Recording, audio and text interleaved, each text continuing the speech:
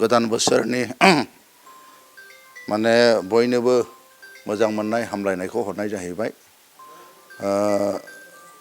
2025 इतिमध्ये जोब्बायानो होनजासै। 2026 दा 12टानि उननिफ्राय जोङो गोदान बोसोरजों मोननो हासिगोन। दिनै 2025 मायथाइया बिदाय जागोन आरो दा मोनानि बिलिफां हरनि 12 बाजियावनो 2026 इंराजि बोसोर गोदाना हाबगोन।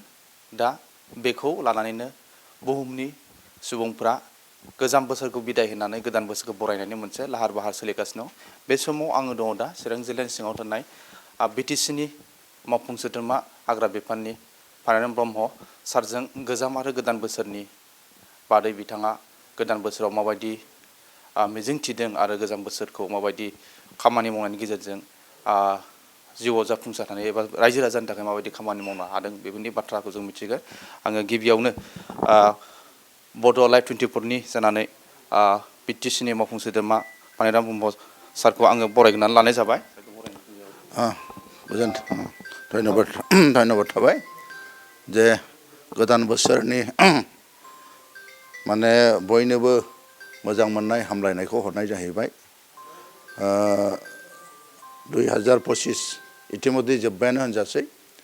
2026 दा 12टानि उननिफ्राय जोङो गोदान बोसोरजों मोननो हासिगोन आरो बे गोदान बोसोराव बयबो गासिबो रायजो राजा माने फोरखौ आंनि गोसो गोरबोनिफ्राय माने खुलुमनाय सिबिनाय हरबाय आरो इसोरनाव आं आरज गाबदों जाहाथे जोंनि जिउ खांनाय संसार जानाया फैगौ समफ्राव जों मोजां जायो।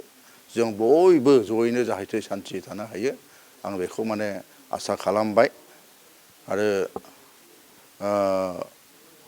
फैगोन समफ्राव जोङो रायजो राजाजोंनो ज' जाहाथे खुनु बिदि मोनसे असान्थि जायाबानो सान्थि जाहाथे जों थांनो हायो आं बेखौनो आफा इसोरनि खाथियाव आं आरज गाबदों।